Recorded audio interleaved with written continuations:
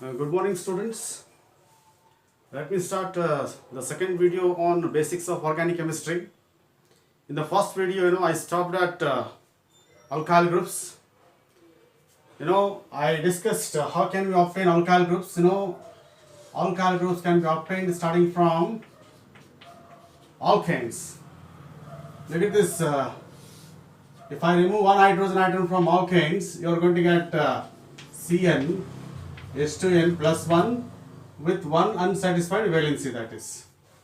After removing hydrogen from alkanes, you are going to get Cn H2n plus 1 with one unsatisfied valency.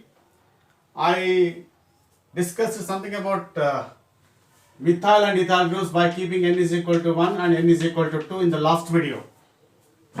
Okay.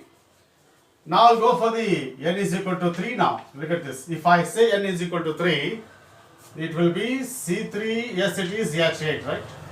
C3H8. You keep n equals 3 here. C3H8 ಆಗುತ್ತೆ.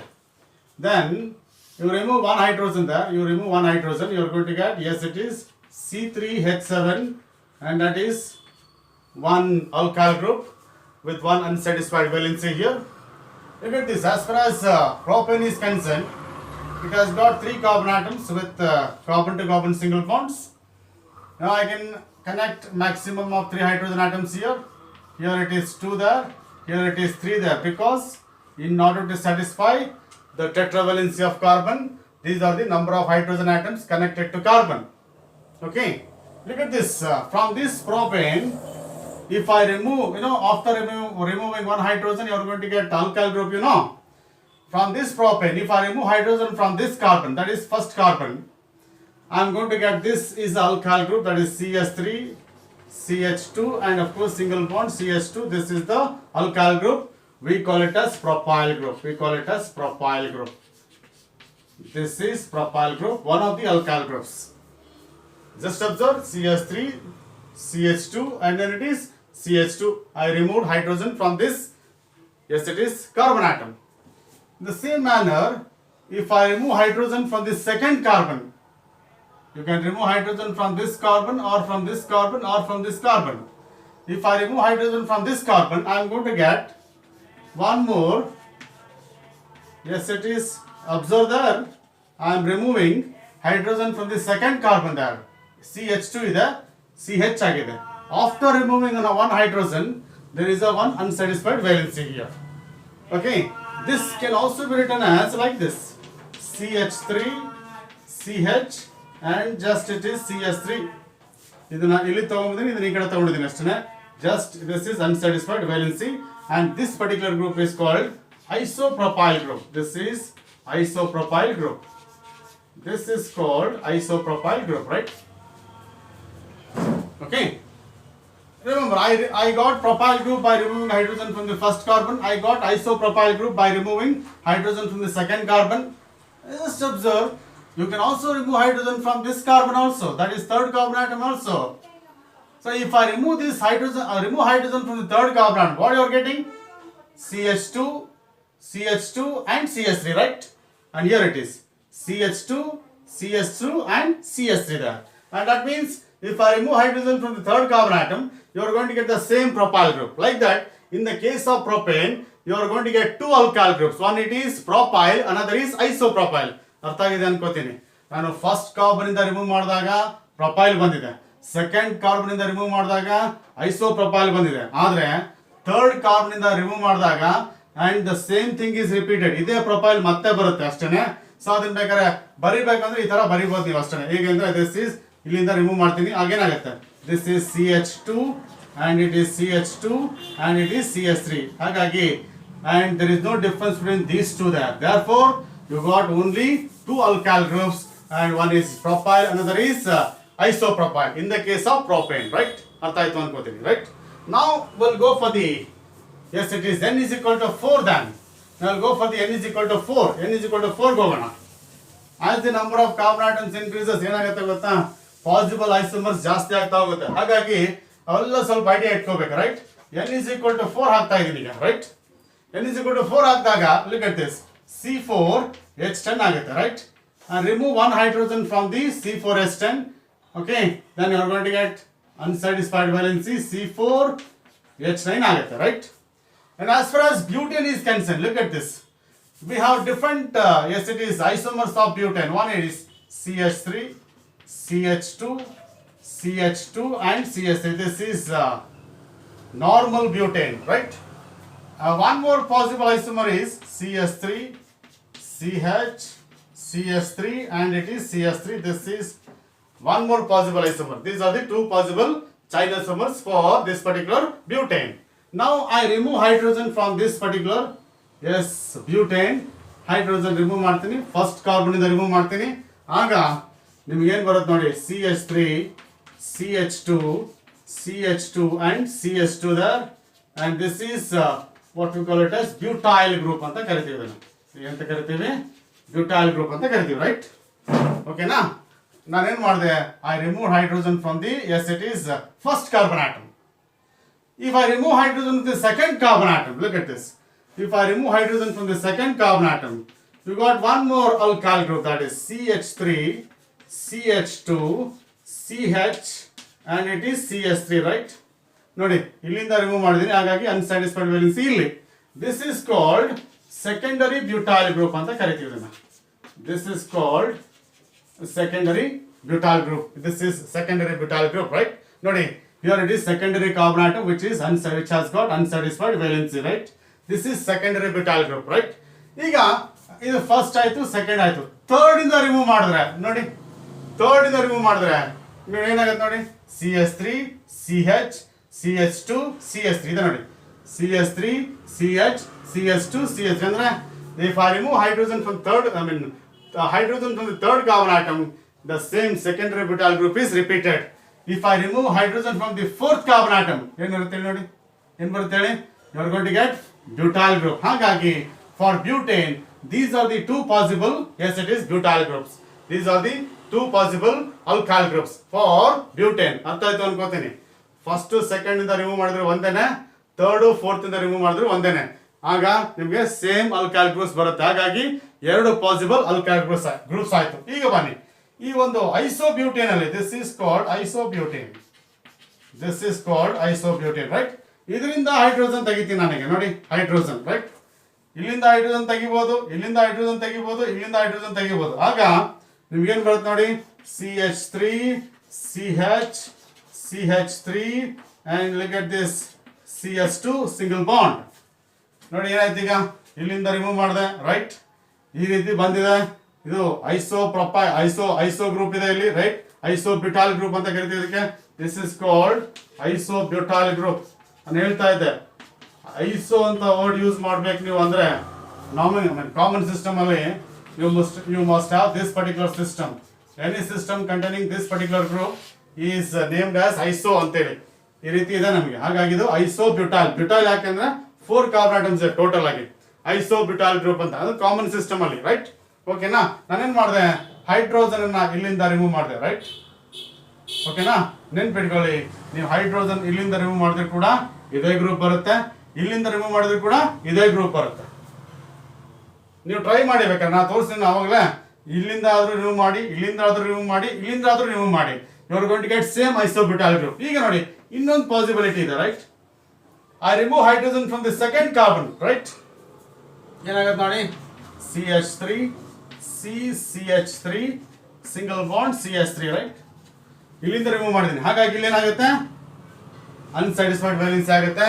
And this is another alkyl group that is called as tertiary butyl group ಅಂತ ಕರಿತೀವಿ ನಾವು. ಎಂತ ಕರಿತೀವಿ? Tertiary butyl group ಅಂತ ಕರಿತೀವಿ. So these are the different possible yes it is alkyl groups for butane, and of course isobutane corresponding to n is equal to 4 there, corresponding to n is equal to 4. So idu ಏನಪ್ಪ ಅಂದ್ರೆ different possible alkyl groups. You come across all these alkyl groups in second PUC topics ಅಲ್ಲಿ ಇವೆಲ್ಲ alkyl groups ನಿಮಗೆ ಬರ್ತಾ ಹೋಗುತ್ತೆ. ಇಲ್ಲಿ correct ಆಗಿ ನೀವು ಇದನ್ನ ಅರ್ಥ ಮಾಡ್ಕೊಂಡ್ರೆ ಸೆಕೆಂಡರಿ ಅಂದ್ರೆ ಹೇಗೆ, ಸೆಕೆಂಡರಿ ಅಂದ್ರೆ ಹೀಗಿರ್ತದೆ, ಬ್ಯೂಟೈಲ್ ಅಂದ್ರೆ ಹೀಗಿರ್ತದೆ, ಐಸೋ ಅಂದ್ರೆ ಹೀಗಿರ್ತದೆ, ಟರ್ಷರಿ ಅಂದ್ರೆ ಹೀಗಿರ್ತದೆ. Because tertiary carbon atom is attached to 3 CH3 groups here. ಹಾಗಾಗಿ ಇದನ್ನ ಟರ್ಷರಿ ಬ್ಯೂಟೈಲ್ ಗ್ರೂಪ್ ಅಂತ ಕರಿತೀವಿ. ಹಾಗಾಗಿ ಇವೆಲ್ಲ ಕರೆಕ್ಟ್ ಆಗಿ ನೀವು ತಿಳ್ಕೊಂಡ್ಬಿಟ್ರೆ ಏನಾಗುತ್ತೆ, ನೆಕ್ಸ್ಟ್ ನಿಮ್ಮ ಸೆಕೆಂಡ್ PUC ಅಲ್ಲಿ ಈಸಿಯಾಗಿ ಕಾನ್ಸೆಪ್ಟ್ಸ್ ಅನ್ನ, ಟಾಪಿಕ್ಸ್ ಅನ್ನ ಫಾಲೋ ಮಾಡ್ಲಿಕ್ಕೆ ಎಸ್ ಸಾಧ್ಯ ಆಗುತ್ತೆ. ಅದಕ್ಕೋಸ್ಕರ so it is very essential for you to understand the different types of the basic aspects of organic chemistry. So that is what we call it as alkyl groups, right? ನೋಡಿ ಈಗ ಕೊನೆಗೆ n is equal to 5 ಆದಾಗ ನಿಮ್ಗೆ ಏನ್ ಬರ್ತದೆ? C5 H12 ಬರ್ತದೆ. ನೀವು try ಮಾಡಿ, ಡಿಫರೆಂಟ್ ಪಾಸಿಬಲ್ ಐಸೋಮರ್ಸ್ ಅನ್ನು ಟ್ರೈ ಮಾಡಿ. ಒಂದನ್ನು ನಿಮಗೆ ಇಂಟ್ರೊಡ್ಯೂಸ್ ಮಾಡ್ತೀನಿ ನಾನು, that is CH3 and this is CH3 and this is CH3 and this is CH3. Look at this CH2. These are the SCTs, 5 possible carbon atoms. ನೋಡಿ ಇದು ಹೀಗಿದ್ರೆ ಏನಾಗುತ್ತೆ? That is pentane ಆಗುತ್ತೆ, that is ಐಸೋಪೆಂಟೇನ್ ಆಗುತ್ತೆ, right? ಅದಕ್ಕೆ ಏನ್ ಮಾಡ್ತೀವಿ ಅಂತಂದ್ರೆ ಇಲ್ಲಿಂದ ಒಂದು ಹೈಡ್ರೋಜನ್ ತೆಗೆದುಬಿಟ್ರೆ ಏನಾಗುತ್ತೆ? Look at this. ಸಾರಿ, ಈ ರೀತಿ ಇದ್ರೆ ಏನಾಗುತ್ತೆ? ಇದು ನಿಯೋಪೆಂಟೇನ್ ಅಂತ ಕರಿತೀವಿ. This will be named as neopentane ಅಂತ ಕರಿತೀವಿ ಇದನ್ನ, ರೈಟ್? ಇಲ್ಲಿಂದ ನಾನು ಒಂದು ಹೈಡ್ರೋಜನ್ ತೆಗೆದುಬಿಟ್ರೆ ಏನಾಗುತ್ತೆ? ನಿಯೋಪೆಂಟಾಲ್ ಗ್ರೂಪ್ ಅಂತ ಕರಿತೀವಿ. ಏನಂತ ಕರಿತೀವಿ? ನಿಯೋಪೆಂಟಾಲ್ ಗ್ರೂಪ್ ಅಂತ ಕರಿತೀವಿ. This is called neopentyl group. ನೀವು can also there are different possibilities. Pentyl group ಇದೆ, ಸೆಕೆಂಡರಿ ಪೆಂಟಾಲ್ ಗ್ರೂಪ್ ಇದೆ, ಟರ್ಷರಿ ಪೆಂಟಾಲ್ ಇದೆ, ಆಮೇಲೆ ನಿಯೋಪೆಂಟಾಲ್ ಇದೆ. ಅವೆಲ್ಲವನ್ನು ಕೂಡ ನೀವೇ ಟ್ರೈ ಮಾಡಿ, ಯಾಕಂದ್ರೆ ಹೇಗೆ ನಾವು ಬರೀಬಹುದು ಅಂತ ಹೇಳ್ಬಿಟ್ಟು ನಿಮಗೆ ನಾನು ತೋರಿಸಿದೀನಿ ಆಗ್ಲೇನೆ. ಸೊ ಹಾಗಾಗಿ you can try that, but at least you should remember as far as the pentane is concerned, it will produce one of the alkyl groups that is called as neopentyl groups. ಎರಡು CH3 groups branching ಆಗಿರ್ತದೆ. So that is what we call it as neopentyl group. ಅರ್ಥ ಆಯ್ತು ಅನ್ಕೋತೀನಿ. So this is something about what we call it as alkyl groups. So ಈಗ ನಾವು organic ಕೆಮಿಸ್ಟ್ರಿಯಲ್ಲಿ ಇನ್ನೊಂದು important term ಯಾವ್ದಪ್ಪ ಅಂತ ಹೇಳಿದ್ರೆ that is what we call it as functional group. A very important aspect as far as organic compounds are concerned, because it is the functional group that decides the properties of organic compounds. The properties of organic compounds will be largely depend on what we call it as functional group. What is this functional group then? It is a group of atoms, or it may be a single atom. It is a group of atom, or it may be a single atom that will decide the properties of organic compound. Or I can say the group of atoms which will determine the properties of organic compounds, or the properties of organic compounds will be depending upon certain atoms or group of atoms, and that is called as functional groups ಅಂತೇಳಿ. ನಿಮಗೆ already first ಪಿಯುಸಿಯಲ್ಲಿ ನಾವು various functional groups ಅನ್ನು introduce ಮಾಡಿದ್ದೀವಿ. So ಅದನ್ನ just refresh ಮಾಡ್ತಾ ಇದ್ದೀನಿ. Will see that one of the simplest possible SCTs functional group, and that is what we call it as OH group ಅಂತ ಕರಿತೀವಿ, ರೈಟ್? ಇಲ್ಲಿ functional group ಅನ್ನ ಬರೆಯೋದು ಇಂಪಾರ್ಟೆಂಟ್ ಅಲ್ಲ, ಅದರ ಸ್ಟ್ರಕ್ಚರ್ ತಿಳ್ಕೊಳ್ಳೋದು ಕೂಡ ಅಷ್ಟೇ ಇಂಪಾರ್ಟೆಂಟ್ ಆಗುತ್ತೆ ನನಗೆ. ಯಾಕಂತ ಹೇಳಿದ್ರೆ ನಿಮಗೆ ಸ್ಟ್ರಕ್ಚರಲ್ ಆಸ್ಪೆಕ್ಟ್ಸ್ ಗೊತ್ತಿದ್ರೆ ಏನಾಗುತ್ತೆ ಅಂದ್ರೆ ಕೆಮಿಕಲ್ ರಿಯಾಕ್ಷನ್ಸ್ ಅನ್ನ ಅರ್ಥ ಮಾಡ್ಕೊಳ್ಳೋಕೆ ಅನುಕೂಲ ಆಗುತ್ತೆ. ಅದಕ್ಕೆ ನಾನು ಮ್ಯಾಕ್ಸಿಮಮ್ ನಾನೇನ್ ಮಾಡ್ತೀನಿ ಯಾವತ್ತೂ ಕೂಡ ಅಂದ್ರೆ ಈ ಸ್ಟ್ರಕ್ಚರ್ಸ್ ಬಗ್ಗೆ ಜಾಸ್ತಿ ಗಮನ ಕೊಡ್ತೀನಿ. OH ಅಂದ ತಕ್ಷಣ ನಿಮ್ಗೆ ಏನಂತ ಕರಿತೀವಿ ಅಂದ್ರೆ this is called hydroxyl group ಅಂತ ಕರಿತೀವಿ. This is called hydroxyl group ಅಂತ ಕರಿತೀವಿ, right? And the class of organic compounds will be alcohols. ಯಾವುದೇ ಆರ್ಗ್ಯಾನಿಕ್ ಕಾಂಪೌಂಡ್ ಅಲ್ಲಿ OH ಗ್ರೂಪ್ ಇದೆ ಅಂತ ತಕ್ಷಣ ನಾವೇನಂತ ಕರಿತೀವಿ? ಆ ಕಾಂಪೌಂಡ್ ಅನ್ನ ಆಲ್ಕೋಹಾಲ್ಸ್ ಅಂತ ಕರಿತೀವಿ, right? The class of organic compounds corresponding to OH group will be alcohols. And the name of the functional group is hydroxyl group, or you can say hydroxy group ಅಂತ ಕರೀಬಹುದು, right? Hydroxy group, right? What is the structure of this ಅಂದಾಗ ನೋಡಿ, look at this. The structure of this hydroxyl group is this: O single bond H, and remember with the 2 lone pairs on the oxygen. This is very important. ಯಾಕೆಂದ್ರೆ ನಿಮಗೆ ಗೊತ್ತಿದೆ maximum valency of oxygen is 2, maximum valency of hydrogen is 1. ನಾನು 2 valency satisfy ಮಾಡಿದ್ದೀನಿ. ಆದ್ರೆ why should I keep 2 lone pairs over the oxygen ಅಂತ ಕೇಳಿದಾಗ I make use of Lewis concept. ಏನ್ Lewis concept ಹೇಳುತ್ತೆ? After covalent bonding each bonded atom attains either octet configuration or duplet configuration. Means every atom try to attain 8 electrons around it ಅಂತ ನಾವು ಹೇಳ್ತೀವಿ Louis concept ಪ್ರಕಾರ. ಆಗ ಆಕ್ಟೆಟ್ concept ಪ್ರಕಾರ. ಹಾಗಾಗಿ ನೋಡಿ ಆಕ್ಸಿಜನ್ ಅಲ್ಲಿ ಇಲ್ಲಿ 2 ಎಲೆಕ್ಟ್ರಾನ್ಸ್ ಇದೆ, ಇಲ್ಲಿ 2 ಎಲೆಕ್ಟ್ರಾನ್ಸ್ ಇದೆ. ಎಷ್ಟಾಯ್ತು? ಈಗ 4 ಆಯ್ತು. ಯಾಕಂದ್ರೆ ಒಂದು ಬಾಂಡ್ ಫಾರ್ಮ್ ಆಗಬೇಕಂದ್ರೆ there must be 2 electrons, because sharing of 2 electrons leads to the formation of a single bond. ಇಲ್ಲಿ 2 ಎಲೆಕ್ಟ್ರಾನ್ಸ್ ಇದೆ, ಇಲ್ಲಿ 2 ಎಲೆಕ್ಟ್ರಾನ್ಸ್ ಇದೆ, 4 ಆಯ್ತು. ಹಾಗಾಗಿ ಇನ್ನ 4 ಎಲೆಕ್ಟ್ರಾನ್ಸ್ ಏನಾಗಿರ್ತದೆ? ಅದು ಲೋನ್ ಪೇರ್ಸ್ ಆಗಿರ್ತದೆ. That is what we call it as loan. This is what we call actual structure of oxygen in OH group. ನೋಡಿ ಇಲ್ಲಿ ಈ OH ಗ್ರೂಪ್ ಸ್ಟ್ರಕ್ಚರ್ ನಿಮಗೆ ಗೊತ್ತಿದೆ ಅಂತ ತಕ್ಷಣ ನಿಮ್ಮ ಮನಸ್ಸಲ್ಲಿ ಬರುತ್ತೆ ಏನಪ್ಪಾ ಅಂದ್ರೆ oxygen is capable of giving lone pair of electrons ಅಂತ ಹೇಳಿ. ಅದು lone pair of electrons oxygen ಮೇಲಿದೆ, ಅದನ್ನ ಅದು ಕೊಡ್ಲಿಕ್ಕೆ ತಯಾರಿದೆ ಅಂತ ಹೇಳ್ಬೇಕು. ಏನಿಲ್ಲ ರೀ, ನೀವು ಫಸ್ಟ್ PUC ಯಲ್ಲಿ ವಾಟರ್ ಓದಿದಿರ್ತಾನೆ, ನೀವು ವಾಟರ್ ಸ್ಟ್ರಕ್ಚರ್ ಓದಿರ್ತಾನೆ, ನೀವು ನೆನ್ಪು ಮಾಡ್ಕೊಳ್ಳಿ. ಈ ತರ ಬರಿತಾ ಇದೀವಿ ವಾಟರ್ ಸ್ಟ್ರಕ್ಚರ್, ಹೌದಾ? ಅದರಿಂದ ಒಂದು ಹೈಡ್ರೋಜನ್ ತೆಗೆದ್ಬಿಡ್ರಿ, ಏನ್ ಬರ್ತದೆ ನಿಮಗೆ? OH ಗ್ರೂಪ್ ಬರ್ತದೆ. That is what we call it as alcohol ಅಷ್ಟೇನೆ, right? This is structure of alcohol. Next will see that. Next one is yes it is CHO ಅಂತ ಹೇಳ್ಬಿಟ್ಟು another important functional group ಅಂತ ಹೇಳಿ. And of course this is called aldehyde group, ಅಥವಾ you can name it as formyl group ಅಂತಾನು ಕರೀಬಹುದು. This can be named as formyl group. The class of organic compounds will be aldehydes. The class of organic compounds will be aldehydes, right? ಈಗ ನೋಡಿ, ಈ CHO group ಅನ್ನು ನಾವು ಹೇಗೆ ಈ carbon, hydrogen ಮತ್ತು oxygen atoms ಹೇಗೆ ಅರೇಂಜ್ ಆಗಿದೆ ಅನ್ನೋದು ಕೂಡ ಅಷ್ಟೇ ಇಂಪಾರ್ಟೆಂಟ್ ಆಗುತ್ತೆ. Look at this. The carbon valency ನಿಮಗೆ ಗೊತ್ತಿದೆ 4 ಅಂತ ಹೇಳ್ಬಿಟ್ಟು, ಓಕೆನಾ? ಹೈಡ್ರೋಜನ್ ವೇಲೆನ್ಸಿ 1 ಅಂತ ಗೊತ್ತಿದೆ, ಆಕ್ಸಿಜನ್ ವೇಲೆನ್ಸಿ ಎಷ್ಟಿದೆ? 2 ಇದೆ. ನೋಡಿ, ಅಕಸ್ಮಾತ್ ನಾನೇನಾದ್ರೂ ಈ ರೀತಿ ಬರದೆ ಅಂತ ಇಟ್ಕೊಳ್ಳಿ, ಏನಾಯ್ತು? ಈಗ ಕಾರ್ಬನ್ ವೇಲೆನ್ಸಿ 3 ಆಯ್ತು, ಆಕ್ಸಿಜನ್ ವೇಲೆನ್ಸಿ 1 ಆಯ್ತು. ನಮ್ಗೆ ಏನಾಗಬೇಕು? Oxygen valency must be 2, carbon valency must be 4. ಹಾಗಾಗಿ there must be a double bond, right? ನೀವು ಇಲ್ಲಿ ಡಬಲ್ ಬಾಂಡ್ ಬರೆಯಂಗಿಲ್ಲ, ಯಾಕೆ? ಹೈಡ್ರೋಜನ್ ವೇಲೆನ್ಸಿ ಇಸ್ 1, ಅವಾಗ 2 ಆಗ್ಬಿಡುತ್ತೆ. ಹಾಗಾಗಿ ಇವೆಲ್ಲ ಚಿಕ್ಕ ಚಿಕ್ಕ ಕಾನ್ಸೆಪ್ಟ್ಸ್ ಅನ್ನ ನೀವು ಗಮನದಲ್ಲಿ ಇಟ್ಕೊಂಡ್ರೆ ಏನಾಗುತ್ತೆ ಅಂದ್ರೆ ಸ್ಟ್ರಕ್ಚರ್ಸ್ ಅನ್ನ ಈಸಿಯಾಗಿ ಬರೀಬಹುದ್ರಿ. ನೋಡಿ, ನಿಮಗೆ ಈ CHO ಗ್ರೂಪ್ ಈ ರೀತಿ ಇದೆ ಅಂತ ಗೊತ್ತಿಲ್ಲ ಅಂತ ಇಟ್ಕೊಳ್ಳಿ, then you don't come to know that the positive charge on the carbon, negative charge on the oxygen. ಯಾಕಂದ್ರೆ oxygen is more electronegative than carbon. ಹಾಗೇನಾಗುತ್ತೆ? Oxygen attracts electron pairs towards it. ಹಾಗಾಗಿ ಏನಾಗುತ್ತೆ? Oxygen attains negative charge, carbon attains positive charge. ಈ charges ಗೊತ್ತಾದ್ರೆ ನಿಮಗೆ chemical reactions ಈಸಿಯಾಗಿ ಅರ್ಥ ಆಗುತ್ತೆ. ಅದನ್ನ ನಾವು ಮುಂದೆ ಹೇಳ್ಕೊಡ್ತೀನಿ. So that is what we call it as CHO group. ಅದ್ರ ಜೊತೆಗೆ there are 2 lone pair of electrons on the oxygen. Once again reason is same. Oxygen ಗೆ 2 ಬಾಂಡ್ ಇದೆ, ಅಂದೆಷ್ಟಾಯ್ತು? 4. ಇನ್ನು 4 lone pair. This is what we call it as aldehyde group ಅಂತ ಕರಿತೀವಿ. That is what we call CHO group ಅಥವಾ formyl group ಅಂತೀವಿ. ಹಾಗೇನೆ we write one more group, that is CO group ಅಂತ ಬರಿತೀವಿ. that is CO group ಅಂತ ಹೇಳಿ. and we name it as carbonyl group ಅಂತ ಕರಿತೀವಿ. this is the carbonyl group ಅಂತ ಕರಿತೀವಿ. and the class of organic compounds will be ketones.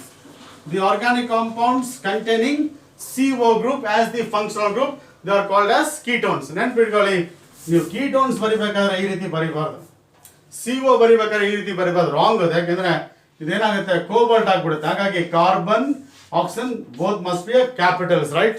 So that is what we call it as CO group, carbonyl group. The class of organic compounds will be ketones. ಇಲ್ಲಿ ನೋಡಿ, structure ನೋಡಿ, carbon ಇದೆ, valency 2 ಇದೆ, 2 ಆಯ್ತು. ಇನ್ನು oxygen ಇದೆ, right? ಇಲ್ಲಿ double bond O with 2 lone pairs on the oxygen. That is what we call it as the structure of carbonyl group. The class of organic compounds will be ketones. And of course ನೀವು ನೆನ್ಪು ಮಾಡ್ಕೊಳ್ಳಿ, ಈ 2 groups ನೋಡಿ, ಇಲ್ಲೂ CO ಇದೆ, ಇಲ್ಲೂ CO ಇದೆ. ಹಾಗಾಗಿ they are together called as carbonyl compounds. They are together called as carbonyl compounds. ನಿಮ್ಮ ಸೆಕೆಂಡ್ PUC ಯಲ್ಲಿ ಈ 2 ಟಾಪಿಕ್ಸ್ ಅನ್ನ ಒಂದೇ ಚಾಪ್ಟರ್ ಅಲ್ಲಿ ನಾವು ಡಿಸ್ಕಸ್ ಮಾಡ್ತೀವಿ. That is what we call it as carbonyl compounds ಅಂತ ಡಿಸ್ಕಸ್ ಮಾಡ್ತೀವಿ, ರೈಟ್? ಹಾಗೇನೆ look at this. If the organic compound contains O, that is with O group ಅಂತ ಇಟ್ಕೊಳ್ಳಿ. This is what we call it as yes it is ether group ಅಂತ ಕರೀಬಹುದು. ether group, yes, you can call it as ether group, or you can say that yes it is the class of organic compounds will be ethers, okay na? And the structure will be like this: O single bond O with 2 lone pairs. ನೋಡಿ, ನಾನು ಅವಾಗ ಹೇಳಿದ್ನಲ್ಲ, ಇದು water ಅಂತ ಇಟ್ಕೊಳ್ಳಿ, ಓಕೆನಾ? ಈ ರೀತಿ ನೀವು ವಾಟರ್ ಸ್ಟ್ರಕ್ಚರ್ ಬರೀತಾ ಇದ್ರಿ, 2 ಹೈಡ್ರೋಜನ್ ತೆಗೆದ್ಬಿಡಿ, ನಿಮ್ಗೆ ಏನ್ ಸಿಗುತ್ತೆ? ಈಥರ್ ಲಿಂಕೇಜ್ ಸಿಗುತ್ತೆ. This is what we call it as ether group ಅಂತ ಕರಿತೀವಿ, right? So that is what we call it as one more simple, yes it is functional group, right? ಈಗ ನೋಡಿ, ಇಫ್ ಐ ಸೇ COOH ಅಂತ ಬರೀತೀನಿ, very important functional group as far as organic compounds are concerned. This is carboxyl group ಅಂತ ಕರಿತೀವಿ. ಏನಂತ ಕರಿತೀವಿ? This is called carboxyl group ಅಂತ ಕರಿತೀವಿ, right? And of course the class of organic compounds will be carboxylic acids. Any organic compound that contains COOH group as the functional group, they are called as carboxylic acids. ಈ arrangements ಹೇಗೆ ನೋಡಿ, Look at this carbon atom, yes, oxygen atom, and it is, yes, ನೋಡಿ carbon valency 4 ನಿಮಗೆ ಗೊತ್ತಿದೆ, oxygen valency 2 ಆಗಿದೆ, ಇನ್ನು 2 ವೇಲೆನ್ಸಿಸ್ ಅನ್ನು double bond ಇಂದ ನಾನು ಸ್ಯಾಟಿಸ್ಫೈ ಮಾಡ್ತೀನಿ. ಓಕೆನಾ? ಈಗ ಏನಾಯ್ತು ನೋಡಿ, this is lone pairs, this is lone pairs, so this is what we call it as structure of the, yes, it is carboxyl group, and because of this hydrogen carboxylic acids are acidic in nature ಅಂತ ಅದನ್ನ ನಾವು ಮುಂದೆ detail ಆಗಿ discuss ಮಾಡ್ತೀವಿ. And of course we have one more, that is CN ಅಂತ ನೆನಪಿಟ್ಕೊಳ್ಳಿ, CN, and this is what we call it as cyano group ಅಂತ ಕರಿತೀವಿ, that is cyano group ಅಂತ ಕರಿತೀವಿ, right? And the class of organic compounds will be cyanides ಅಂತ ಕರಿತೀವಿ. Class of organic compounds will be cyanides.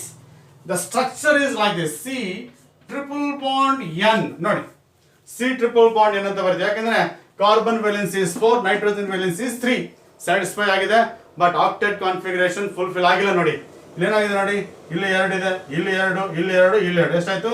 4 bonds ಇದೆ carbon ಸುತ್ತ, ಹಾಗಾಗಿ the octet configuration of carbon is completed. What about nitrogen? How many electrons are on nitrogen? 6 ಇದೆ, ಹಾಗಾಗಿ 2 more electrons, that will be 8 ಆಗುತ್ತೆ. This is what we call it as cyanide.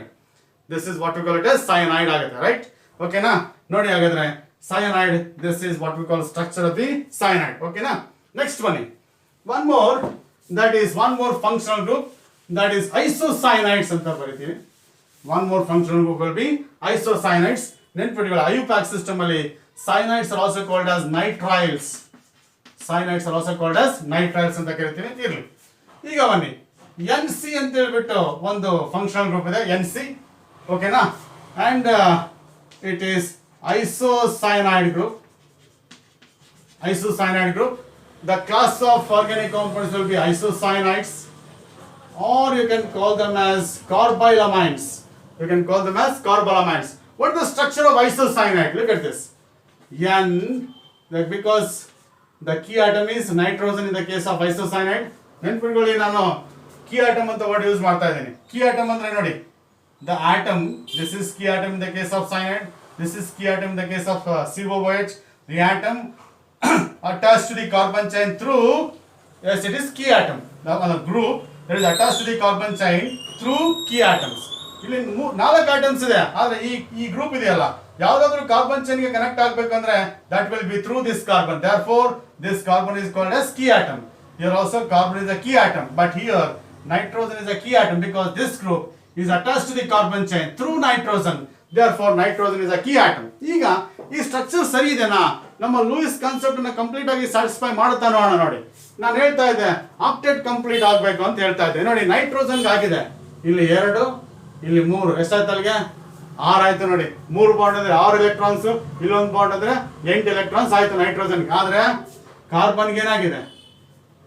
ಬರೀ 6 electrons ಇದೆ. ಅಂದಾಗ it is not satisfied with the electrons around it. ಹಾಗಾಗಿ it will carry this particular, yes, it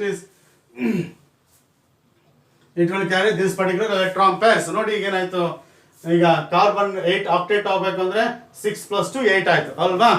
ಈಗ ನೋಡಿ, ಈಗ nitrogen will have a formal charge plus, carbon will have a formal charge minus ಅಂತ ಬರೀತೀನಿ. This is the actual structure of isocyanide. ಯಾಕೆ ಅಂದ್ರೆ ನೋಡಿ, ನಿಮಗೆ ಗೊತ್ತಿದೆ, what are the number of valence electrons in nitrogen? 5. What are the number of valence electrons in carbon? 4. ನಾ ಹೇಳ್ತಿರೋದು ಈ ಬಿಫೋರ್ ಬಾಂಡಿಂಗ್ ಆಗಿನ ಮೊದಲು ನೈಟ್ರೋಜನ್ ಅಲ್ಲಿ 5 ಎಲೆಕ್ಟ್ರಾನ್ಸ್ ಇತ್ತು, ಕಾರ್ಬನ್ ಅಲ್ಲಿ 4 ಎಲೆಕ್ಟ್ರಾನ್ಸ್ ಇತ್ತು ವೇಲೆನ್ಸ್ ಶೆಲ್ ಅಲ್ಲಿ. ಬಾಂಡಿಂಗ್ ಆದ್ಮೇಲೆ ನೋಡಿ ಏನಾಯ್ತು? ನೈಟ್ರೋಜನ್ ಗೆ ಸಂಬಂಧಪಟ್ಟಿದ್ದು ಎಷ್ಟಿದೆ? ಇಲ್ಲಿ ಬರೀ 4 ಇದೆ. ನೋಡಿ, ನೈಟ್ರೋಜನ್ ಗೆ ಸಂಬಂಧಪಟ್ಟಿದ್ದು ಎಷ್ಟಿದೆ? 4 ಇದೆ. ನೋ ಡೌಟ್ 8 ಎಲೆಕ್ಟ್ರಾನ್ಸ್ ಇದೆ ನೈಟ್ರೋಜನ್ ಸುತ್ತ, ಆದ್ರೆ ನೈಟ್ರೋಜನ್ ಗೆ ಸಂಬಂಧಪಟ್ಟಿದ್ದು 4, ಕಾರ್ಬನ್ ಗೆ ಸಂಬಂಧಪಟ್ಟಿದ್ದು 4 ಇದೆ. ಸಾರಿ, ಕಾರ್ಬನ್ ಗೆ ಸಂಬಂಧಪಟ್ಟಿದ್ದು 3 ಇದೆ, ಈ ಕಡೆ ಒಂದು ಎಲೆಕ್ಟ್ರಾನ್ ಇದೆ, ಹಾಗಾಗಿ 8 ಆಗಿದೆ. ಬಟ್ ನೈಟ್ರೋಜನ್ ಗೆ ಸಂಬಂಧಪಟ್ಟಿದ್ದು 4 ಇದೆ. ಇಲ್ಲಿ ಎಷ್ಟಿತ್ತು ನೈಟ್ರೋಜನ್ ಗೆ? ಮೊದಲು ಬಾಂಡಿಂಗ್ ಇಂದ ಮೊದಲು ಎಷ್ಟಿತ್ತು? 5 ಇತ್ತು. ಈಗ ಎಷ್ಟಾಗಿದೆ? 4 ಆಗಿದೆ. ಅಂದ್ರೆ ಒಂದು ಶಾರ್ಟೇಜ್ ಆಯ್ತು. therefore it is plus. Carbon ಗೆ 4 ಎಲೆಕ್ಟ್ರಾನ್ಸ್ ಇತ್ತು ಬಾಂಡಿಂಗ್ ಇಂದ ಮುಂಚೆ, ಈಗ ಎಷ್ಟಾಯ್ತು ನೋಡಿ? 2, 3, 4, 5. ಎಷ್ಟಾಯ್ತು? ಈಗ 4 ಇದು ಎಷ್ಟಾಯ್ತು? 5 ಆಯ್ತು. ಹಾಗಾಗಿ ಒಂದು ಎಕ್ಸ್ಟ್ರಾ ಆಯ್ತು. therefore it is minus there. ಈ ರೀತಿ ನಾವು ಫಾರ್ಮಲ್ ಚಾರ್ಜಸ್ ಅನ್ನ ಬರೀಬೇಕು. ಅಂಡ್ ಆಫ್ ಕೋರ್ಸ್ ಇದನ್ನೆಲ್ಲ ಸೇರಿಸ್ಬಿಟ್ಟು ಕಂಪ್ಲೀಟ್ ನಾವೇನ್ ಮಾಡ್ತೀವಿ ಗೊತ್ತಾ? This can be written as Lewis concept ಪ್ರಕಾರ ಲಾಸ್ಟ್ ಇಯರ್ ಓದಿದ್ದೀರಾ, ಈ ರೀತಿ ಪ್ಲಸ್ ಮೈನಸ್ ಇದ್ರೆ that can be replaced by arrow mark, that is coordinate bond, that is indicating movement of electrons from nitrogen to carbon. Yes, ಈ plus to minus direction ಅಲ್ಲಿ ಏನ್ ಮಾಡಬೇಕು, arrow mark ಬರುತ್ತೆ. That is the structure of isocyanide. And apart from that, we will see some more. Yes, it is functional groups.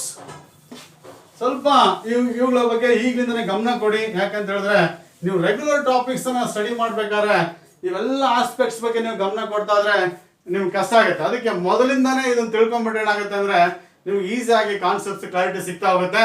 Now let us see what we got as that is COOR ಅಂತ ಹೇಳ್ಬಿಟ್ಟು, that is what we got as ester group ಅಂತ ಹೇಳಿ. This is ester group ಅಂತ ಕರಿತೀವಿ. S, alkoxy carbonyl ಅಂತ ಕರಿಬಹುದು ನೀವು ಬೇಕಾದ್ರೆ. The class of organic compounds will be esters. Class of organic compounds will be esters. Look at the structure similar to carboxylic acid. Carboxylic acid ಅಲ್ಲಿ C double bond OH ಅಂತ ಇತ್ತು. But H ತೆಗೆದ್ಬಿಟ್ಟು ಏನಾಗ್ತೀನಿ ನಾನು R. R ಅಂದ್ರೆ already ಗೊತ್ತಿದೆ ನಿಮಗೆ. R can be any alkyl group, is it not? R can be any alkyl group. ಮತ್ತೆ ನಾವು ಸ್ಟ್ರಕ್ಚರ್ ಅನ್ನು ಬರೀಬಹುದು. So this is what we call it as structure of, that is ester linkage ಅಥವಾ alkoxy carbonyl. Alkoxy carbonyl. This is what we call it as ester linkage. Look at this COCl, that is chlorocarbonyl group, that is chlorocarbonyl group. Chlorocarbonyl group. Yes, it is. And the class of organic compounds will be carbonyl chlorides. Class of organic compounds will be carbonyl chlorides. Chlorocarbonyl group. Structure ನೋಡಿ C double bond O. ಈ OR ಬದಲಾಗಿ ಏನು ಬರೀಬೇಕು, Cl ಬರೀಬೇಕು ಅಷ್ಟೇನೆ. And go for the one more, that is COO NH2 ಅಂತ ಹೇಳ್ಬಿಟ್ಟು. And this is what we call it as amides ಅಂತ ಕರಿತೀವಿ, ಇದನ್ನ amide linkage ಅಂತ ಕರಿತೀವಿ. And of course the class of organic compounds will be amides, and of course C double bond O. Yes, it is NH2. C double bond O NH2. ಸ್ವಲ್ಪ ಗಮನಿಸಿ ಇಲ್ಲಿ. And before lone pair of electrons ಎಲ್ಲ ಬರೀಬೇಕು. ಇಲ್ಲಿ ನೋಡಿ 3 lone pairs ಇರುತ್ತೆ. ಯಾಕಂದ್ರೆ chlorine ಅಲ್ಲಿ 8 electrons ಹಾಕಬೇಕಂದ್ರೆ ಇಲ್ಲಿ 2 ಇದೆ. Remaining 6 will be like this. ಇಲ್ಲಿ ನೋಡಿ like this. ಆಕ್ಸಿಜನ್ ಮೇಲೆ 2 ಪೇರ್ ಇರ್ತದೆ, ನೈಟ್ರೋಜನ್ ಮೇಲೆ 1 ಪೇರ್ ಇರ್ತದೆ. ನೋಡಿ ನೈಟ್ರೋಜನ್ ಮೇಲೆ 1 ಪೇರ್ ಇರುತ್ತೆ. ಯಾಕಂದ್ರೆ ನೈಟ್ರೋಜನ್ ಸುತ್ತ ಎಷ್ಟು ಬಾಂಡ್ಸ್ ಇದೆ, 3 ಬಾಂಡ್ಸ್ ಇದೆ. 3 ಬಾಂಡ್ಸ್ ಅಂದ್ರೆ ಎಷ್ಟಾಯ್ತು, 6 electrons ಆಯ್ತು. ಇನ್ನು 2 electrons ಏನು, lone pair of electrons. That is what we call it as amides. ನೆನ್ಪಿಟ್ಕೊಳ್ಳಿ, ಈ ಒಂದು 3 ಕಾಂಪೌಂಡ್ಸ್ ಅನ್ನು ನೀವು ಗಮನಿಸಿದ್ರೆ ಒಂದು ವಿಷಯ ಗೊತ್ತಾಗುತ್ತೆ. Because these are all the compounds obtained from COOH. These are all the compounds obtained from COOH. When OH is replaced by OR, you are going to get esters. When OH is replaced by Cl, you are going to get carbonyl chlorides. When OH is replaced by NH2, you are going to get amides. Therefore, all these compounds are daughters of carboxylic acid. All these compounds are called as daughters of carboxylic acids, or you can say that these are all the derivatives of carboxylic acids. These are all the derivatives of carboxylic acids, and that is what we call it as different types of functional groups that you come across in organic chemistry. And of course, and that's all for now, because these are the things that I wanted to discuss in this particular video. Okay, in the third video I'm going to discuss something about the reagents. Okay na, that is reagents, reaction intermediates, types of organic reactions. I am going to discuss all these things in the third video. We'll see that. Thank you one and all. Okay, bye.